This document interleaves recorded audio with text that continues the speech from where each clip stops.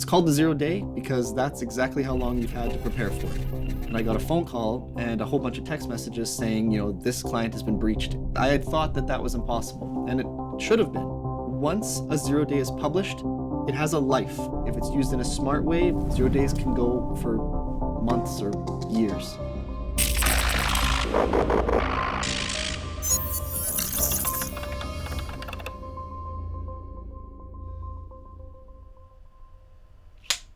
My name is Michael Gregg. I'm the CEO of Catalyst Network Solutions. I've been here since 1999. Mostly gaming, I think, is what brought me into it when I was a kid. And now I have 7 pinball machines.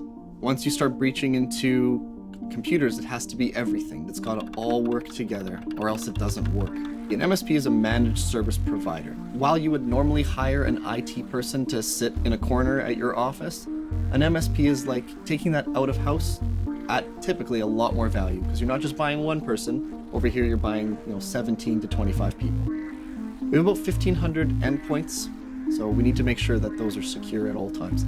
It's no longer just your computer, your laptop, your desktop, your cell phone. Now it's your light switch. Now it's your camera on the wall. It feels like it's getting out of control, but it's what the client wants, so we need to make sure that everything is secured. It's moving into really everything. A 0 day threat or a 0 day exploit is something that a software vendor has not had the opportunity to look into or even considered patching yet whatsoever. And it's something that a threat actor or bad guy will use to kind of breach or start to breach a network. These are things that typically you cannot defend from. There is no patch, there's no security band-aid, there's nothing that you can really apply, which makes it hard for 2 reasons. It's hard to detect, and it's even harder to kind of forensically determine how that got into your network. So it's called the 0 day because that's exactly how long you've had to prepare for it. 0 days. Once a 0 day is published, it has a life, meaning a whole bunch of people are going to buy it. And if you're using a 0 day exploit that's really strong and really powerful against a bunch of mom and pop muffin stores or cake and bakeries, that 0 day is probably not going to get found. It's just you're going to do what it wants to do and move on. But as soon as these 0 day exploits start to hit people that have really good artificial intelligence tools or scanners, they start to get known. And once the vulnerability is known, well, then it's patched. So the life of a 0 days, it depends on how it's used within the community. If it's used right away by a whole bunch of people to gain access to something, then it's patched very quickly. If it's used in a smart way by a limited number of people, 0 days can go for months or years.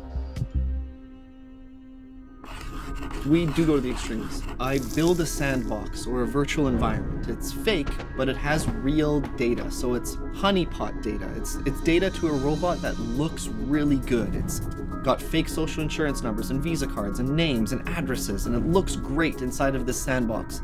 I acquire payloads and I test them for real. And I do that for my clients, and I do that so I can sleep at night.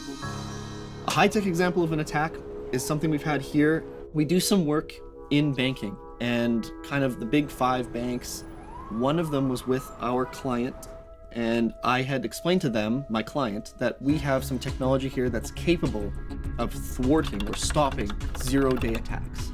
And the bank said to my client, that's impossible, you're out of your element, you have no idea what you're talking about. And my client said, well, I'll make sure I have great backups, but why don't you infect me with a payload on purpose?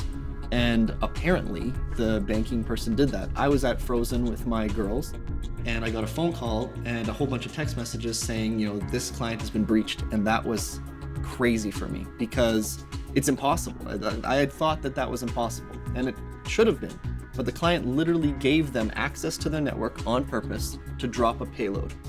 And we were capable of stopping that attack with full administrative access. And for me, that was scary, but it was a win.